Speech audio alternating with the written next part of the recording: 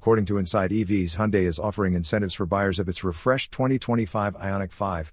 Customers can choose between a free ChargePoint Home Flex Level 2 charger or $400 in charging credit for ChargePoint public chargers.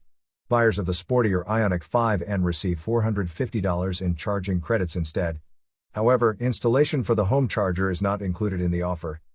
The refreshed 2025 Ioniq 5 is already on its way to dealerships. Key updates include a rear wiper and a Tesla-compatible charging port, NACS. Hyundai has replaced the 2 years of free DC fast charging at Electrify America, previously offered on the 2024 model, with this new incentive. The switch to NACS also enables direct access to Tesla Superchargers without an adapter. To qualify for the incentive, buyers must redeem the offer within 60 days of purchase or lease. If the free home charger is selected, it must be installed within 120 days.